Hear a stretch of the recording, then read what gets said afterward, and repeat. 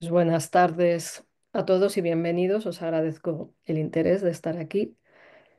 Y la idea de este encuentro es aportaros información, reflexión y también con la idea del intercambio. Por eso os pedí responder una serie de preguntas, gracias a los que lo habéis hecho, de las que, como habéis visto, ha salido mucha información para reflexionar, ¿no?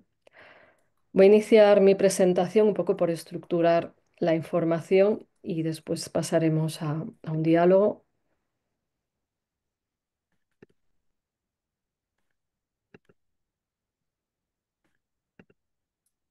Y bueno, parto de esta presentación. También me presento.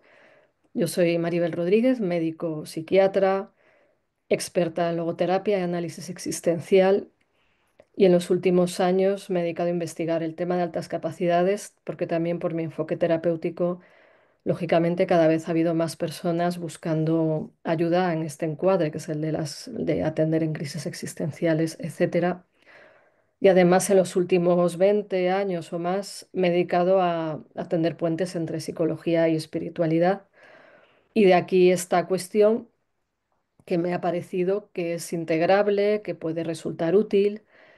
Y con respecto a ella, he hecho una aportación en el ámbito científico en la que me voy a basar, que la ha hecho sobre todo de cara a introducir el tema en el mundo de la educación de las altas capacidades, se dice hoy en día, pero he titulado esto en relación con la superdotación porque la mayoría de los estudios son referidos más a la superdotación. Ahora explicaré un poco la diferencia, aunque haya muchos elementos comunes, pero lo que he ido revisando, lo que he ido viendo, pues está más referido a este ámbito, entendiendo la superdotación como un tipo o sea, como un apartado dentro de las altas capacidades, donde, por ejemplo, pues hay también personas con talento simple, etcétera. No voy a entrar a explicar esto mucho, pero como digo, me he centrado en un ámbito dentro de la alta capacidad. Si a alguien le interesa el artículo, lo puedo mandar o directamente después, bueno, ya me decís o lo mando a todos, que se lo lea quien quiera, porque es una invitación a la reflexión sucinta, pero creo que es un tema interesante a tener en cuenta, primero porque parto de la cuestión del sentido de la vida en este ámbito, donde veo que hay mucha necesidad y mucha desorientación que todos creo que podemos ir abordando desde nuestra propia experiencia, por ver a quién se le puede ayudar con respecto a estas cuestiones. Los temas centrales en los que voy a centrar mi exposición son, en primer lugar, dar un muy breve repaso sobre la superdotación, sobre todo porque nos entendamos un poco y también porque es un ámbito donde hay diferentes perspectivas e incluso polémica y, bueno, visiones que yo considero complementarias y no contradictorias entre sí. Voy a entrar en el resumen de las características de las personas con superdotación porque pueden ayudar a entender qué necesidad Vale, hay en el ámbito de la ya tengo puesto el espiritualidad. pegamento. Eso sí, mañana Por pueden favor, sacarle la cinta, silenciar por los favor. Vale. micrófonos, os lo pido, y según vayáis entrando. Como decía, el entender las características puede ayudar a entender las necesidades específicas en un camino espiritual. Obviamente, en cualquier ámbito, en el ámbito educativo, en el que sea, podéis decirme, esas características generan diferencias y necesidades distintas, pero el ámbito en que en este caso investigo es el de la espiritualidad, donde también me acerco a definiciones universales que desde mi punto de vista aportan una forma de entenderla y tratando de buscar un lenguaje común, no dogmático, abierto, que pueda permitir un diálogo y asumir perspectivas diversas y una visión también transcultural e intercultural.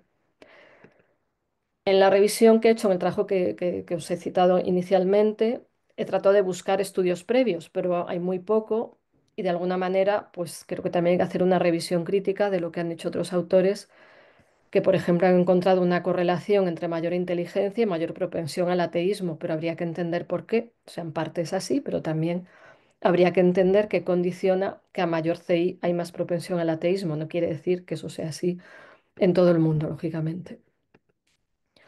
Y por último, he hecho una propuesta de trabajo que está publicada en el artículo con ideas que integran posibilidades de cultivar lo espiritual en función de las características, aquí he puesto de los gifted, me refiero a las personas con superdotación basado en las características que he encontrado. La propuesta es ampliable, como digo, he hecho una simplificación que fuera publicable y esto es un mundo en el que se puede seguir siempre profundizando desde la propia experiencia y más en este ámbito donde cada cual pues tiene que ver cuál es su posibilidad y camino y también ver en qué medida le ayuda, le facilita algo el intercambio.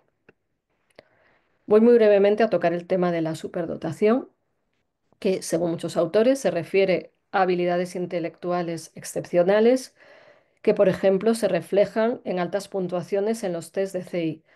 Sé perfectamente que esto del CI no es lo más importante, que es un punto de referencia que correlaciona con lo que llamamos alta inteligencia, pero es que los estudios científicos parten de los test de CI porque es un parámetro objetivo desde el que empezar a investigar.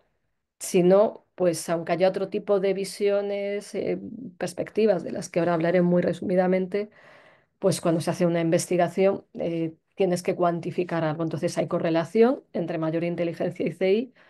Puede haber personas no tan inteligentes que te dan por encima de 130, se llaman falsos positivos, y personas de mucha inteligencia que te dan un CI no tan elevado, pero en sí sí se pueden considerar personas con superdotación. Pero como digo, es un test, un punto de referencia generalizado por la correlación, es un indicativo el CI, aunque no sea lo único y sea reduccionista considerarlo desde ahí. La superdotación también se ha relacionado con alta motivación, con logros académicos, evidentemente no siempre, con talentos, con potencial. Y también hay diferentes modelos, hay montones, pero hago alusión, por ejemplo, a la teoría triárdica de la inteligencia de Stenberg o la concepción de los tres anillos de Renzulli, donde se integran aspectos como creatividad, alta capacidad cognitiva y alta determinación o motivación por las tareas, donde vemos que no solamente es una habilidad cognitiva, sino que hay otros factores que implican un funcionamiento diferente que potencia esa capacidad cognitiva, pero evidentemente no es solo esto. Otras características que suelen asociarse a superdotación de una manera simplificada, como digo, pues tienen que ver con la alta capacidad para el aprendizaje, hay más rapidez, más capacidad de comprensión, gran tendencia a tener más creatividad, alta capacidad de razonamiento abstracto y de comprender conceptos complejos, intereses diversos en diversos temas y disciplinas que a su vez llevan a destacar en varios ámbitos. De hecho, esto es un rasgo más definitorio de superdotación que otra alta capacidad, donde al menos en dos áreas la persona está muy por encima de lo que sería la media, ¿no? O sea, que la persona se le da muy bien más de una sola cosa. Si solo es una cosa, estaríamos hablando de alta capacidad, por ejemplo, con un talento simple. Puede haber superdotación con solo un área en la que se destaque, sí, pero hay habilidades a su vez que se pueden valorar de manera objetiva. Ya he hablado antes de la fuerte motivación y determinación por lo que suscita interés. Es decir, si a una persona de alta inteligencia no le interesa algo, pues por ejemplo, puede fracasar escolarmente en función del tipo de profesores que tiene, de cómo se conecta con una materia, o realmente si no hay motivación, no hay capacidad de estudio, te dicen muchas personas, porque no se conecta con eso, no interesa y no se ve la lógica de estudiar cosas que no aportan realmente al propio interés del interesado. A su vez, se habla de diferencias neurobiológicas. Aquí sí se ven aspectos distintos en personas con un CI mayor de 130, donde a su vez hay subclasificaciones en función de CIs más elevados, que no voy a entrar, pero que también se sabe, os lo mencionaré, que a CIs más altos, por encima de 145, 150, puede haber más predisposición a tener experiencias que se pueden llamar de tipo experiencias cumbre, sutiles, intuiciones, porque es como que va todo a su vez más amplificado, más percibiendo cosas que no capta todo el mundo.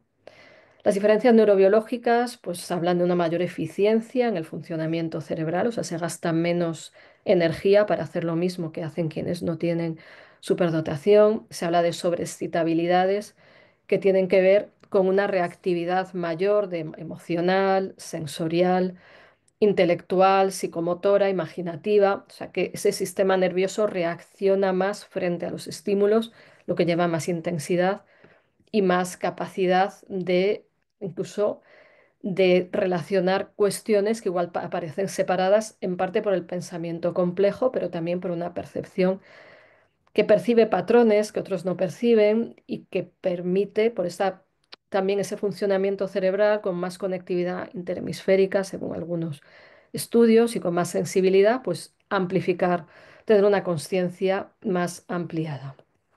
Y bueno, lo que he dicho antes no pasa así en todos los casos, no podemos generalizar, pero estamos hablando de correlaciones. A más de esto, más suceden, o sea, por ejemplo, a más inteligencia, más suceden este tipo de cosas.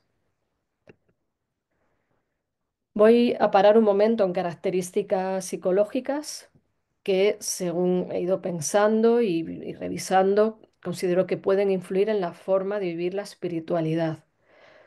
Por ejemplo, la capacidad de aprendizaje rápido puede hacer que la persona con superdotación desde edades tempranas quiere saber más, quiere profundizar más y no le vale pues meros dogmas, cuentos chinos, es que estoy simplificando, no le vale lo normativo en cuanto a que quiere profundizar y además quiere asimilar cuando le interesa más elementos. Alta capacidad para el razonamiento también tiene que ver con lo mismo, esa necesidad de comprensión profunda de las cosas y de lógica y de no de los porque sís que a veces se plantean en las tradiciones espirituales cuando se plantean mal desde mi punto de vista. La curiosidad por querer mirar con más profundidad, mayor madurez para la edad, o sea, con lo cual lo que corresponde de enseñanza religiosa o espiritualidad espiritual a un niño de 6 7 años, para un niño de alta capacidad ya se ha quedado muy atrás. O sea, igual ya está queriendo aspirar a lo que está buscando un adolescente por su búsqueda profunda e inquieta. Luego pasaré a qué potenciales hay en esto y qué dificultades. Ahora lo estoy diciendo también sucintamente. Mayor sentido del humor, que igual alguien se pregunte qué tiene que ver, pues tiene que ver con tomar perspectiva, distanciamiento, con tomar las cosas con una cierta relatividad, pero también con cierta agudeza mental. La observación más perspicaz de la realidad pues puede hacer ir más en profundidad, pero también captar más las contradicciones de cómo se plantea lo espiritual, más compasión, que va unida al punto, dos puntos más abajo, que va unido a preocupación por la justicia y por la equidad. Parece que según los estudios hay correlación entre esto y CI. No quiere decir que todos con un CI elevado sean compasivos y justos, porque evidentemente también hay psicópatas con CIs muy elevados. O sea, como digo, correlación habla de más frecuencia de esto en esos CIs más elevados. Una imaginación más vívida, que supone una facilidad mayor para crear imágenes mentales y una mayor sensibilidad hacia sutilezas. Entonces, veremos después cómo todo esto puede influir. También lo podéis ir deduciendo. Otras características psicológicas que pueden influir en la espiritualidad, por parte de lo que plantean otros autores, es que hay una búsqueda existencial intensa más temprana. Y lo señalo en rojo porque es un factor muy frecuente, muy característico, como esa inquietud por los porqués, por las grandes preguntas, por tratar de resolver lo incongruente, pues lleva a darse cuenta de lo que no tiene sentido y a una búsqueda más en profundidad de dónde está el sentido. Eso lleva a más riesgo de crisis existenciales, pero también abre la puerta a una mayor indagación en la profundidad y descubrimientos que se verifican desde la experiencia. No es cuestión de leerse un libro sobre el sentido de la vida, sino de tener métodos para conectar con aquello que pueda resultar valioso para cada cual. A su vez, la tendencia a cuestionar la autoridad, podéis imaginar pues, el tipo de problemas que generan el aprendizaje, sobre todo en las tradiciones religiosas, la búsqueda independiente y la tendencia a ser autodidactas, o sea, no sirve el leerse el manual X o la enseñanza X, sino que se perciben las lagunas y se quiere ir más allá. El pensamiento divergente y la creatividad pues genera muchas incomprensiones porque se amplía el marco convencional para buscar soluciones distintas y creativas también en el ámbito espiritual. Muchas veces también hay un interés por transformar la conciencia. ¿Qué quiere decir eso? Que parte del camino se entiende también como una transformación de uno mismo en la búsqueda de una amplificación en la comprensión de más factores de la realidad que están en juego. O sea, al percibirse más patrones, tenerse más profundidad, sensibilidad Esto lleva también a darse cuenta de que parte de lo que puede ayudar a percibir el sentido o lo profundo, ahora hablaré de definiciones posibles de lo espiritual, pero uno se va dando cuenta de que aquello que ayuda a percibir también es la propia conciencia, como por ejemplo plantean tradiciones como el budismo, donde esa conciencia que ve ha de ser limpiada, afinada, atinada, adecuada a lo que sucede y es algo que no está implícito, hay que aprender lo que es, ¿no? La sensibilidad hacia lo sutil, que tiene que ver con las sobreexcitabilidades. Lo sutil, ¿qué llamo lo sutil? Pues hablo de esto intuitivo que a veces se tiene cuando se tienen altas capacidades, de que se sabe algo y no se sabe por qué se sabe, en realidad porque se está captando inconscientemente más información. El tener más tendencia a experiencias espirituales, algunos también lo relacionan con experiencias, con la sobreexcitabilidad, o sea, te llegan más inputs y esto te hace como interconectar los patrones que te pueden hacer tener una percepción inmediata de algo que para ti tenga sentido, desde la belleza, la armonía, hasta una comprensión racional profunda. También más preocupación por aspectos éticos, o sea, algo está dicho en lo anterior, pero me estoy yendo ahora a otros autores que también coinciden con Silverman, y la tendencia al pensamiento complejo y a buscar interconexiones entre aspectos que aparentemente no los tienen. Pero esto tiene que ver también con la creatividad, pero muchas veces con no ser comprendidos en ámbitos espirituales, religiosos o no religiosos. O sea, hay dogmatismos en ambos, las espiritualidades que podemos llamar más independientes, nueva era, lo que sea, o en ámbitos más convencionales, pues esas interconexiones entre vivencias, mundos. Por ejemplo, algunos señalabais el interés por lo religioso. Bueno, bastantes. ¿Por qué? Porque es como ir buscando lo esencial en diferentes perspectivas para tener una perspectiva más amplia, ¿no? Voy a dejar alguna definición de espiritualidad, sobre todo por si sirve para tener un lenguaje, una serie de conceptos, donde, por ejemplo, la espiritualidad, voy a partir de cosas que han dicho otros autores, no todos pongo la cita porque sería muy largo, está en el artículo.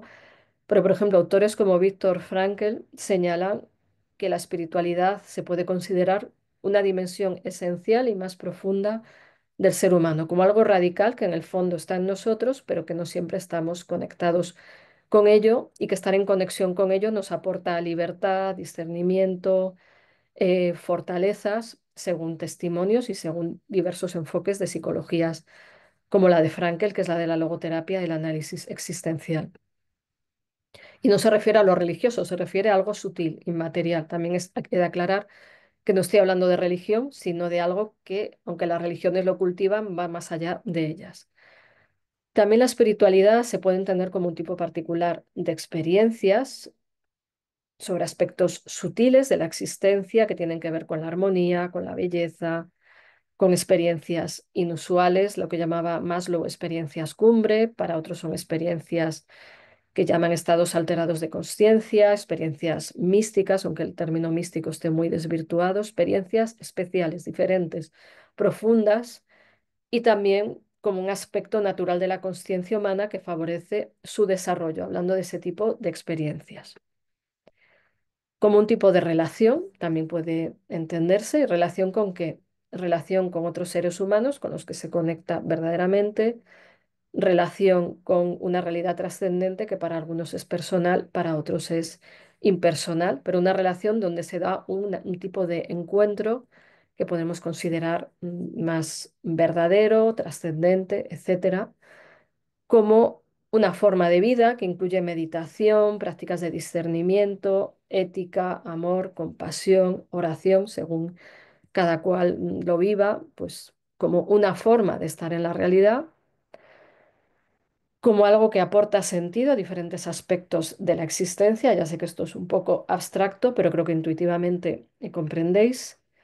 O como un proceso de evolución personal desde niveles como más básicos y egocéntricos a niveles de conciencia donde la percepción de la realidad es cada vez más amplia y a la vez más profunda y es más posible mirar más allá de uno mismo desarrollando una capacidad de altruismo, de discernimiento, etcétera, pero que tiene sus etapas. Quizás alguno conocéis el concepto de desintegración positiva de Dabrowski, donde habla de etapas evolutivas donde las crisis llevan a un crecimiento cada vez mayor que lleva a una visión más conectada con el sentido, pero también con el altruismo, la empatía, la conciencia de los otros.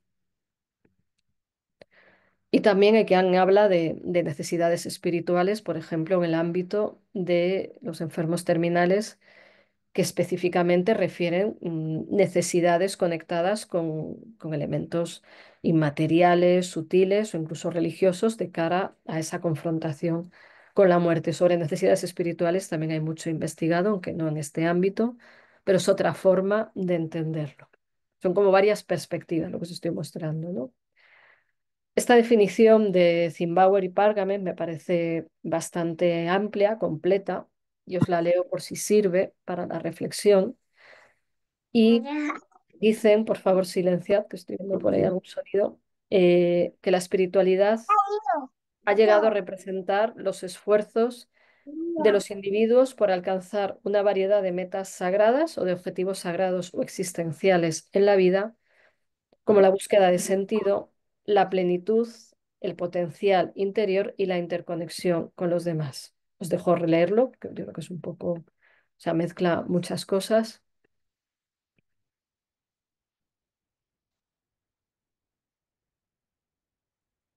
Y también un poco para reflexionarlo, ¿no? Así que aquí hay muchas cosas juntas y cada persona vivirá esto de una manera diferente, pero yo creo que es útil, ¿no? El plantearnos una idea de espiritualidad tan amplia que en el fondo es humanizadora y planificadora en cuanto a que nos hace desarrollarnos humanamente.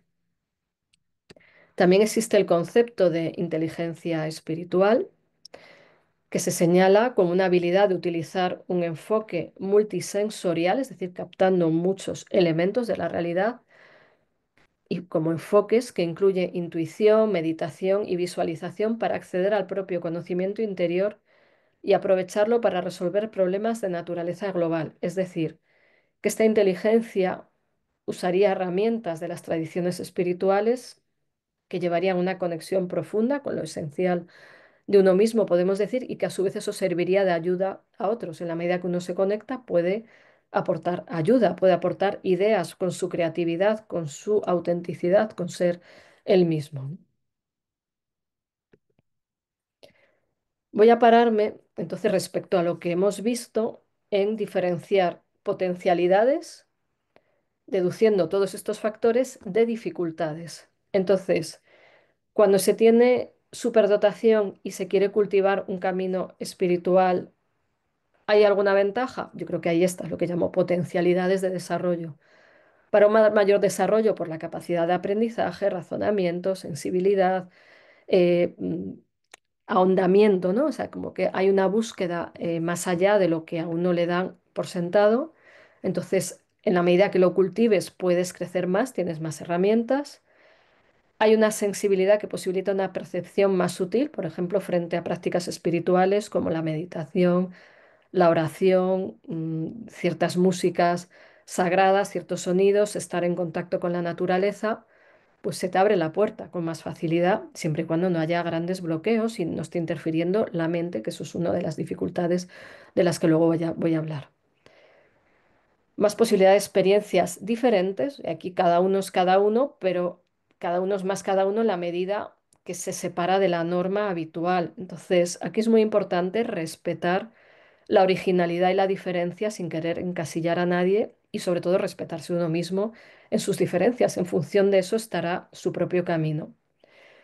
La cuestión del desarrollo ético, siempre y cuando haya ese potencial, es parte de lo que también favorece cultivar un camino espiritual y si ya lo traemos de fábrica, pues qué bien que se potencia con esta parte espiritual. La perspectiva más amplia, que lleva un pensamiento complejo, que ayuda a percibir integraciones e interconexiones, por ejemplo, integrando perspectivas de diversas tradiciones religiosas. No hablo de un sincretismo New Age, ni de chapuzas de cojo de aquí y de allá, sino, pues, por ejemplo, lo que han hecho personas que han integrado la práctica del mindfulness con su desarrollo, su práctica espiritual de otra religión, cristiana o la que sea, que lleva a potenciar su propio camino, ¿no?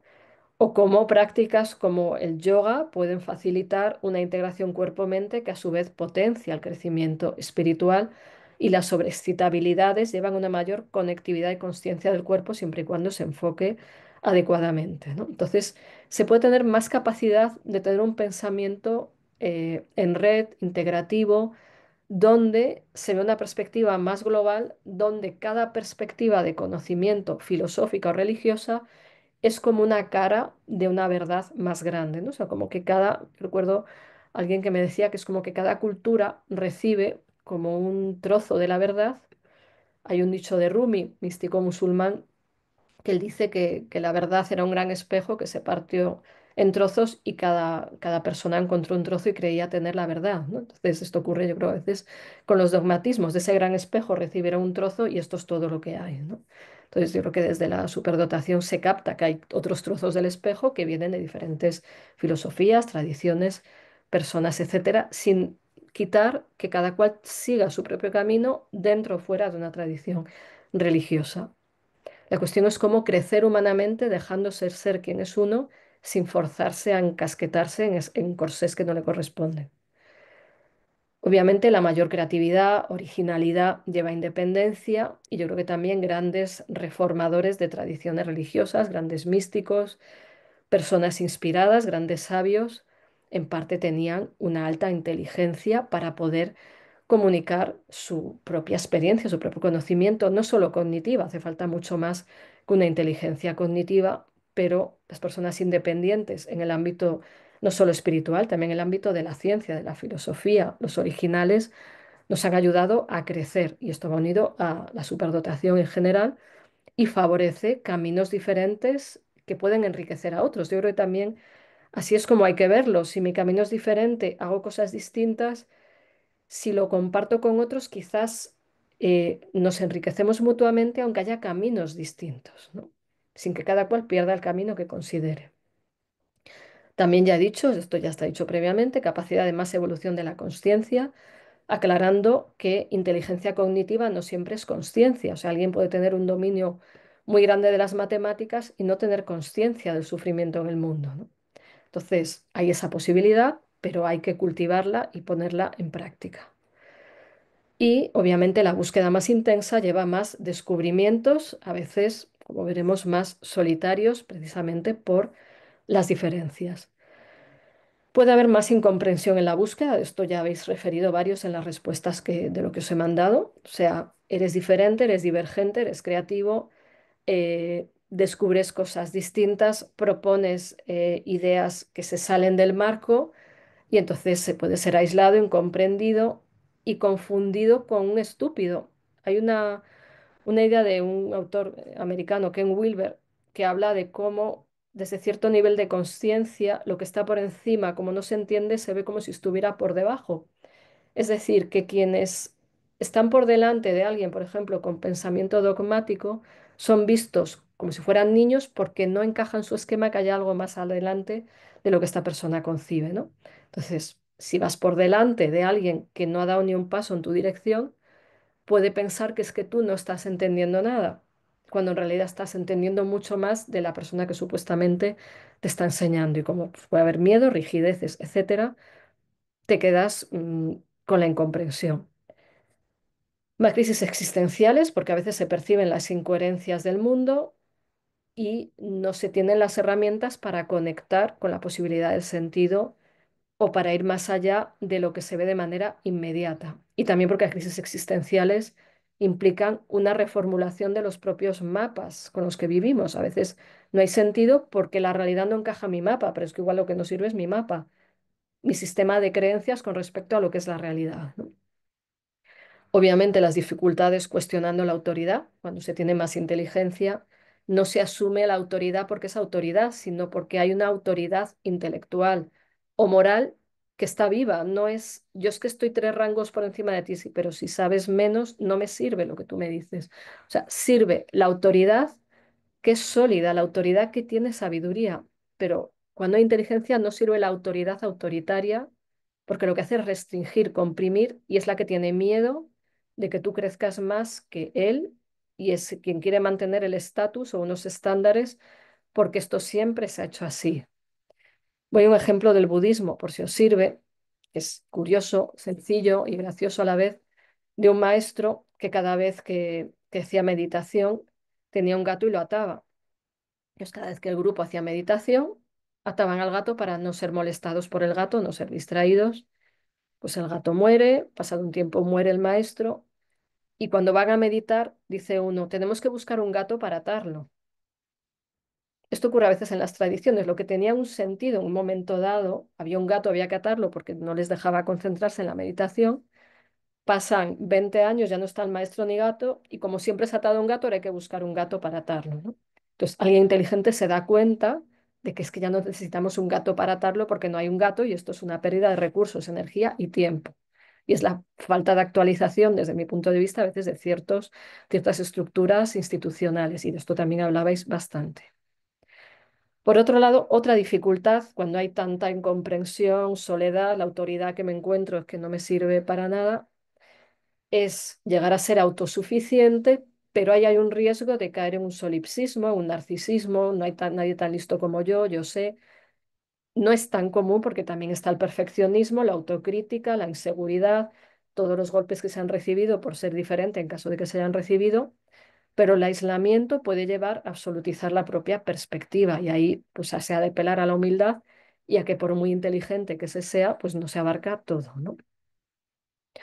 Obviamente, todos estos factores influyen en que haya más factores mencionados previamente, más aislamiento, más soledad, incluso estando rodeados de gente, y un alejamiento de los grupos que muchas veces te quieren encajar a la fuerza y te dicen que el tonto eres tú, ¿no? O que el que no entiende eres tú, o que no tienes una conciencia suficientemente elevada, o que tú realmente no has entendido con suficiente profundidad los principios que te están enseñando cuando el que no los entiende es el otro, porque te dice que te los creas y ya está. Quiere decir, no los entiende. Si es que me los crea y ya está, no los ha entendido. Como cuando nos enseñan fórmulas matemáticas y es créetela y ya está. No, yo necesito comprenderla, se puede decir, ¿no?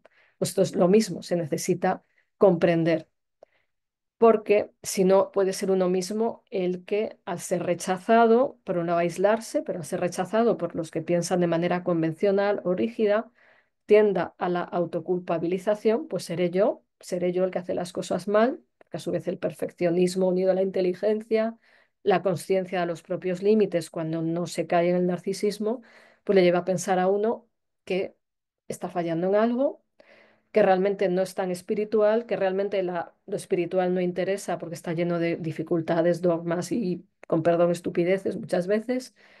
Y respeto, como digo, el camino, lo que no hay que respetar es la ignorancia o el llegar a no encajar, o sea, como no encajo no sirvo y entonces me voy a encajar, debo ser yo, voy a intentar ser normal y entonces se tienen más problemas, uno se enmascara, hace el masking y de nuevo viene la culpa porque, en este caso, por fallarse uno mismo o la culpa por no acabo de encajar, pues seré yo el que falla porque todos van por un lado, pero yo es que necesito otro lado y como diga mi perspectiva me critican, ¿no? Entonces, yo creo que aquí también es importante hablar de estas dificultades porque yo creo que es una pena que a veces se pierden enseñanzas de grandes tradiciones espirituales que se pueden ver desde un nivel de conciencia más amplio, con más sabiduría, que pueden servir de manera práctica a la vida y buscar también a las personas con las que uno se pueda entender mejor. No siempre se encuentran, no siempre las hay, pero el respeto a uno mismo creo que es la base, ¿no?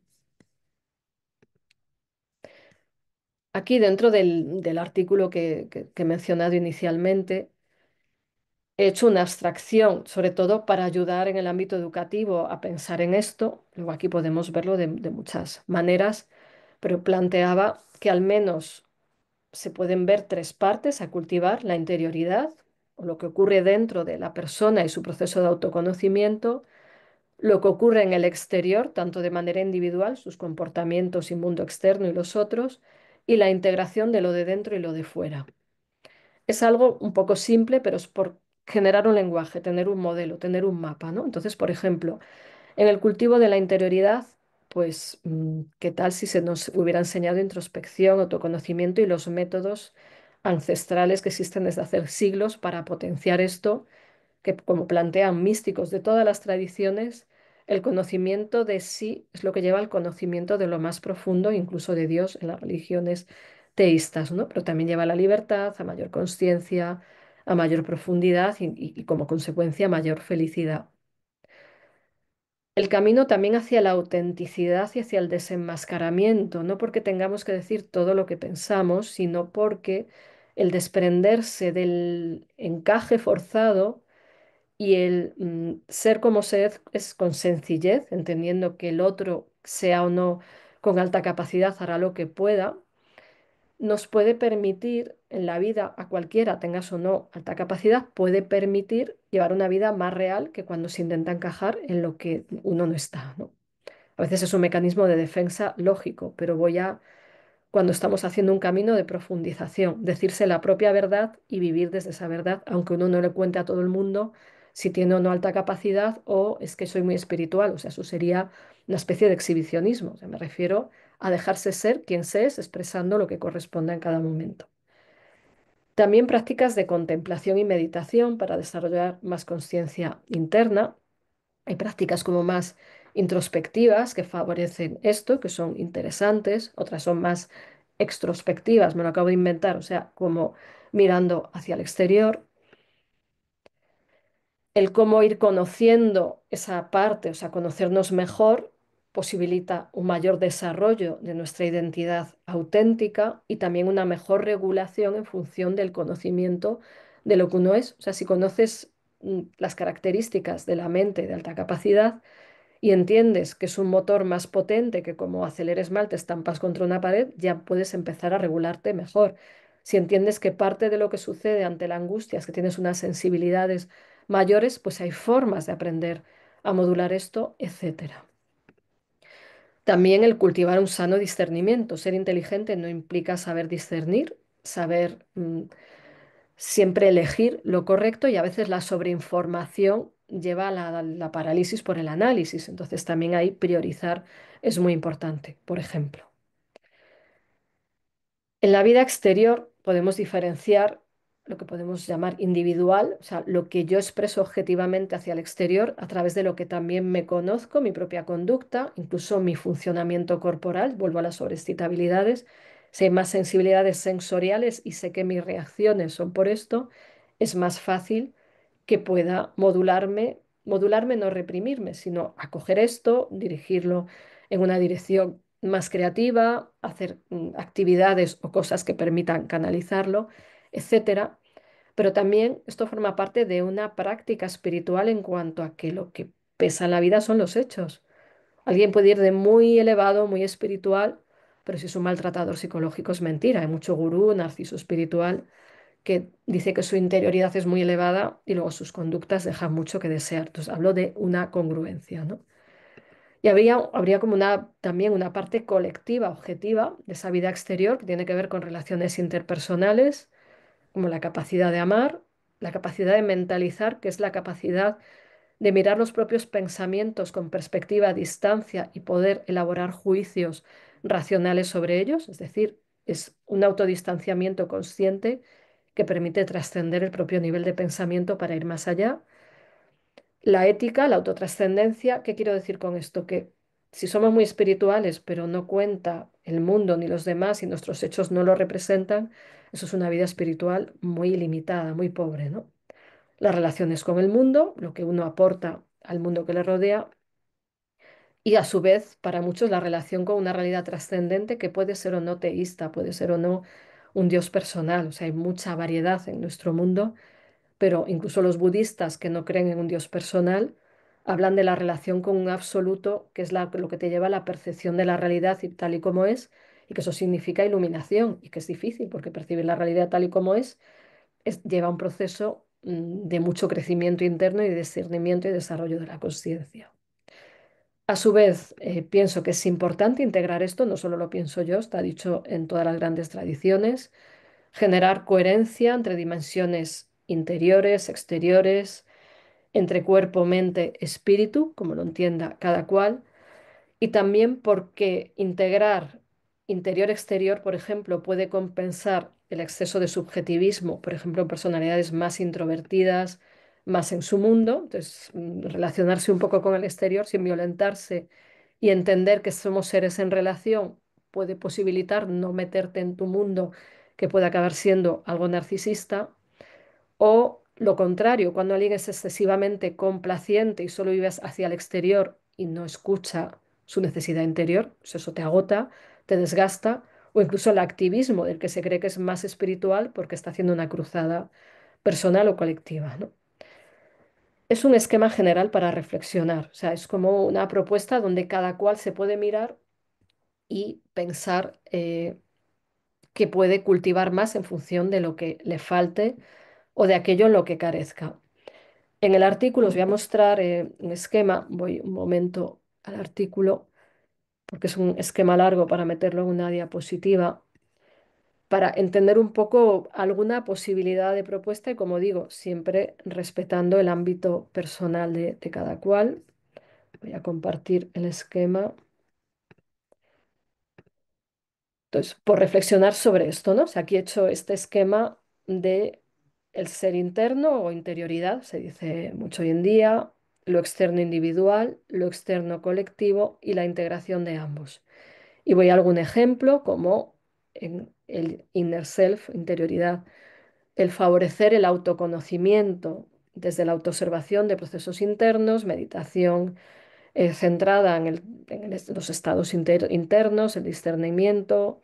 A veces nos sirven los ejemplos de los procesos de buscadores espirituales, el acompañamiento espiritual por alguien que entienda las características en este ámbito, favorecer el pensamiento complejo, incluso desde diferentes perspectivas filosóficas. Pienso que es más interesante que estar en una sola línea de pensamiento que yo a veces llamo mononeuronal, o sea, que te estás ahí en lo mismo, acaba siendo pesado, o sea, establecer relaciones, ver qué ocurre con otros tipos de línea de pensamiento, incluso alguna habláis de encuentros interreligiosos que desde mi experiencia pueden ser enriquecedores y uno no pierde su identidad, sino que saca nuevas ideas para hacer su propio camino, ¿no?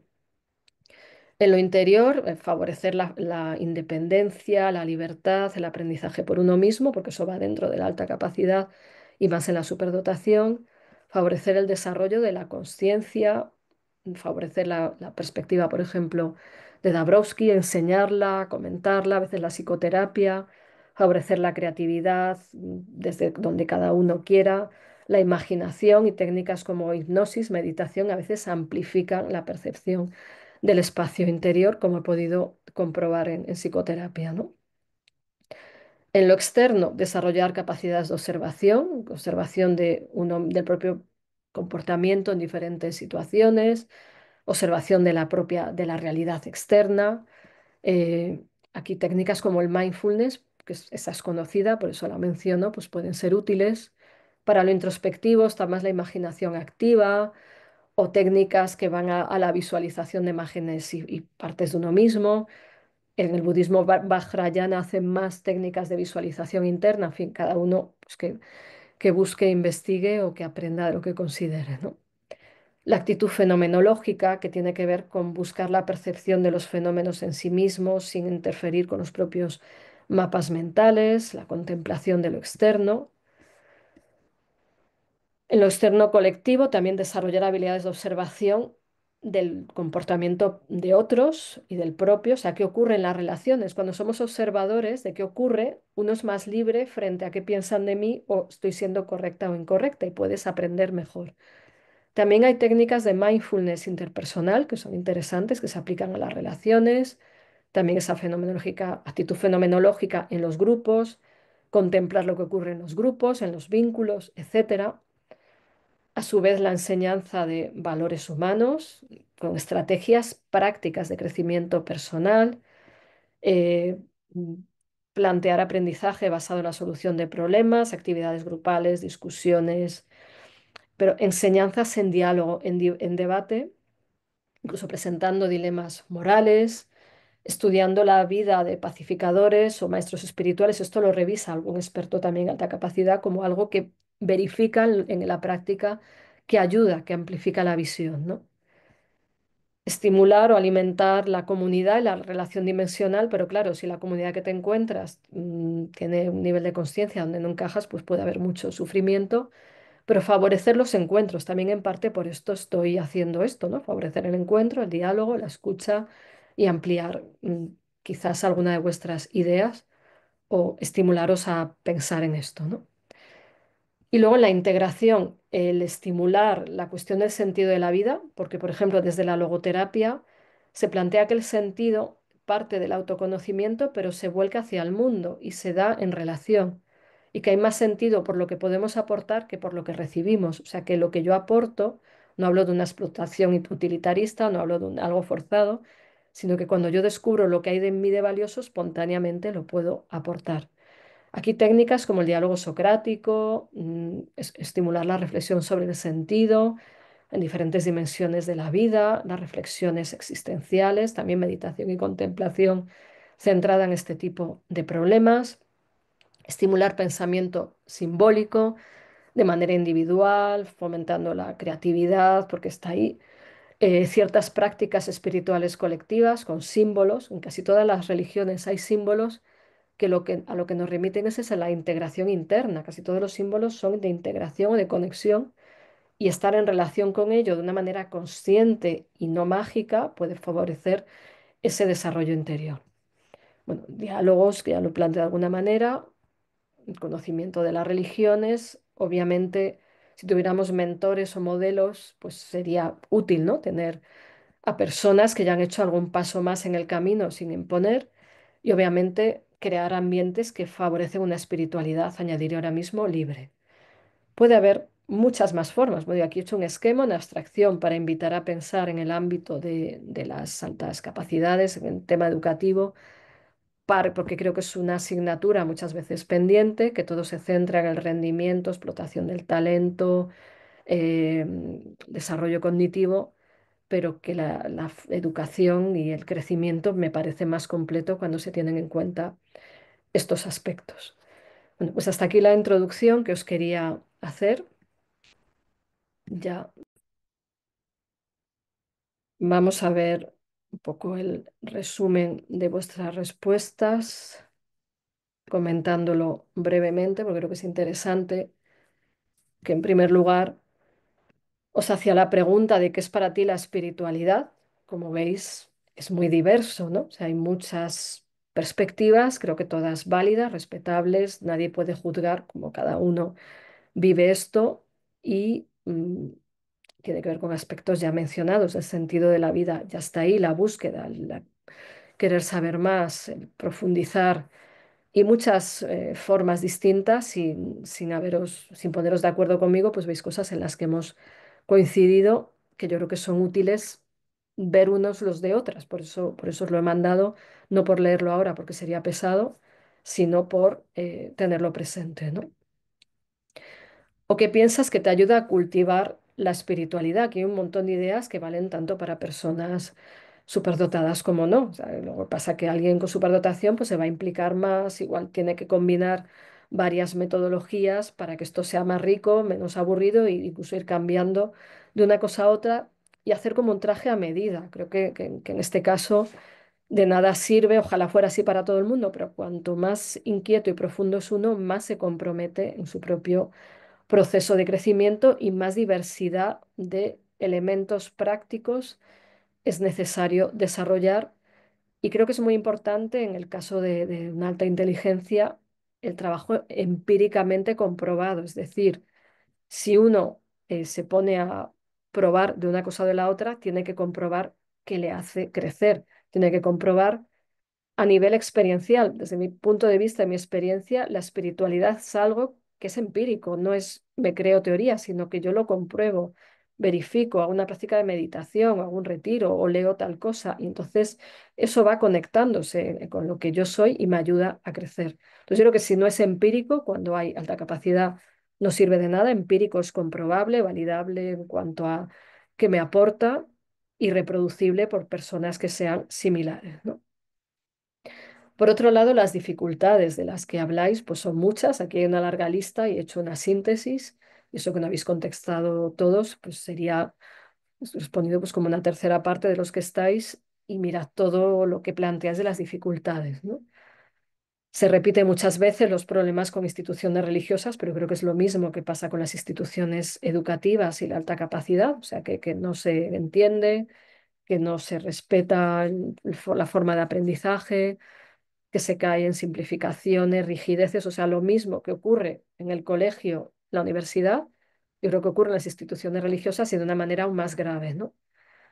La confusión por perspectivas, la necesidad de integrar visiones, de aprender, la visión crítica que también ponéis como referencia.